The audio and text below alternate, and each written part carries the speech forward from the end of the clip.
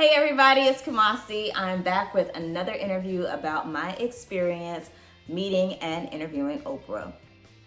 As if it wasn't good enough already, the next day after the interview, we got to go to her 2020 wellness tour.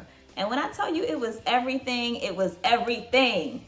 And I'm not gonna lie, at first I was like, what exactly are we gonna be doing all day at this wellness tour? Because it started at like 8, 9 in the morning. It went until 4. When 4 came, I was depressed. I said, why is it over? We have more things to do. We have more things to discuss. We have more dancing to do. We have more meditating to do.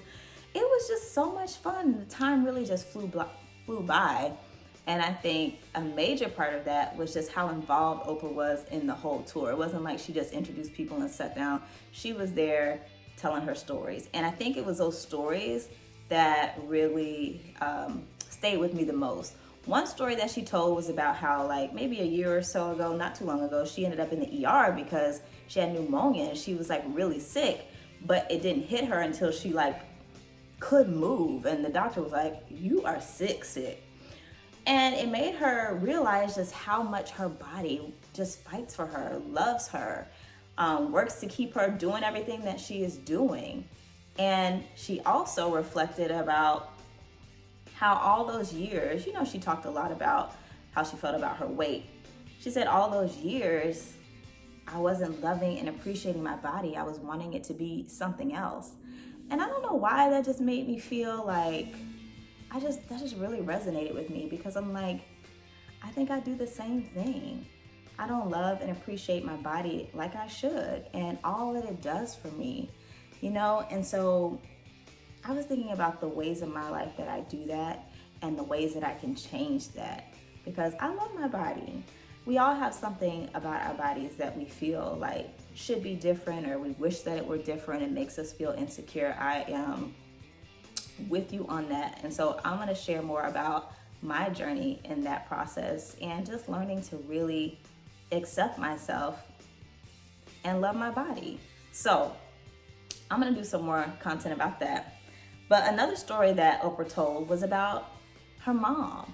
And I did not know they had such a strained relationship, even from when Oprah was a young girl until her mother passed away. And she talked about that journey of forgiving her mother.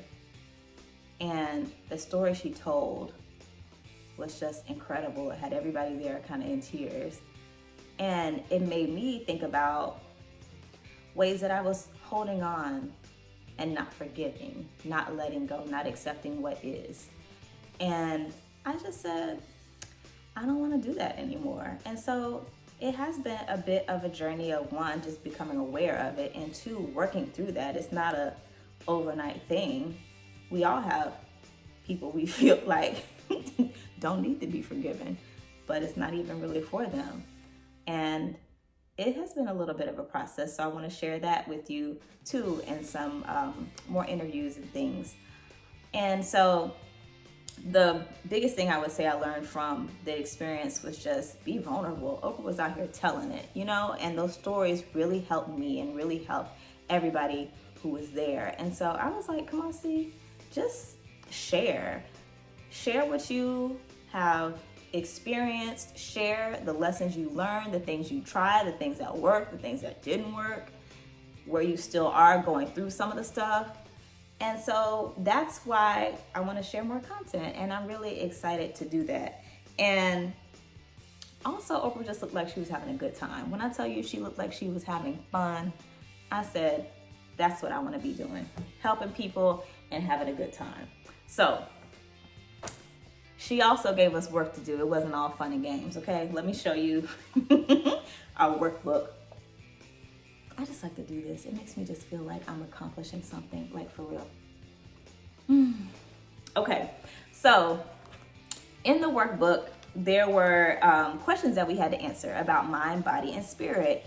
And so like for mind, it talks about emotions, work, and learning. And then for body, it talks about nutrition, movement. For spirit, it talks about purpose. It talks about relationships. And so you answer the questions, you get points for however you answer the question, and then you tally them up. And I got a 73, y'all. And that is not, I mean, it's not the lowest, but it's also not the highest. And I need to do a little bit better. And so over here, it had you circle the areas where you were the lowest, and mine were nutrition, movement, and purpose. And so I said, let me get to work. I started working with a dietitian, a nutritionist. I'm just trying to drink water out here. I'm trying to do my little workouts, find things that I can stick to and be consistent in.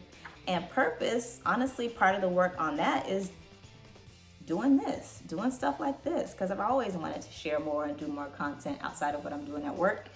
And so this is part of me keeping that promise to myself, doing more content and videos like this. So it is all a journey. We all have our different areas and things that we want to work on and we want to improve upon. And this is a quote that's on the back of the book. It says, "Let's make 2020 the year of transformation and triumph, beginning first and foremost with what makes us well." And I'm with it. 2020 has been real interesting, to say the least, but I think we should just use the opportunity to do the best we can and to make it our year of transformation. Like, why not? So I'm excited to be a part of that. I'm excited that you will be a part of that with me, I hope, and that I can be a part of it with you. I want to talk about health. I want to talk about purpose. I want to talk about relationships, forgiveness, acceptance, adventure, all of that.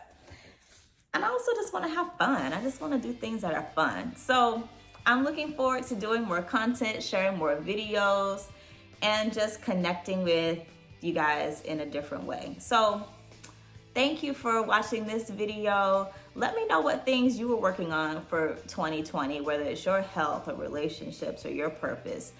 And I'm excited to hear from you. All right, bye.